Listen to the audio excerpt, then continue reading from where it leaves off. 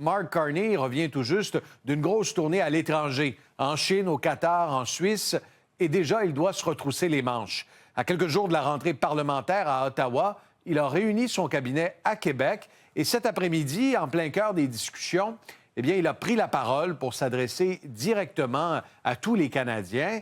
Ici comme à l'étranger, Olivier, son message reste le même, c'est l'union qui fait la force.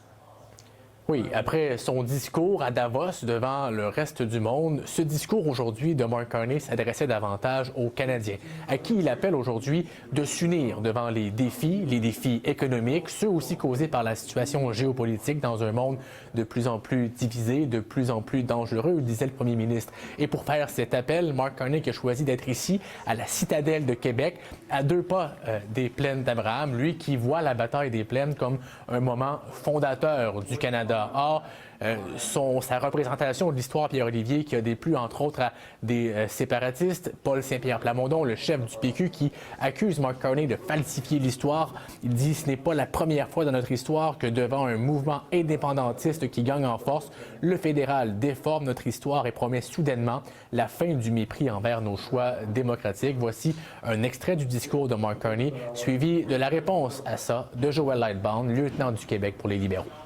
Ce pacte a été renouvelé lorsque les Québécois ont choisi, à 2 reprises, de rester au sein du Canada, estimant que ce partenariat, malgré toutes ses frustrations, méritait non seulement d'être préservé, mais aussi d'être renforcé. On a quand même traversé une campagne électorale au printemps dernier, puis je peux vous dire que ce dont mes citoyens dans mon comté m'ont parlé bien davantage que de la souveraineté du Québec, c'était la souveraineté du Canada.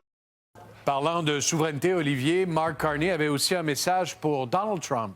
Oui, parce que hier, au Forum économique mondial à Davos, le président américain Donald Trump qui reprochait à Mark Carney de ne pas être suffisamment reconnaissant envers les États-Unis. Il disait « Le Canada existe grâce aux États-Unis ». Alors aujourd'hui, Mark Carney lui a répondu. Il dit « Le Canada n'existe pas grâce aux États-Unis. Le Canada prospère parce que nous sommes Canadiens ». Canada and the United States have built a remarkable partnership in the economy, in security, and in rich cultural exchange. But Canada doesn't live because of the United States. Canada thrives because we are Canadian. Nous sommes maîtres chez nous.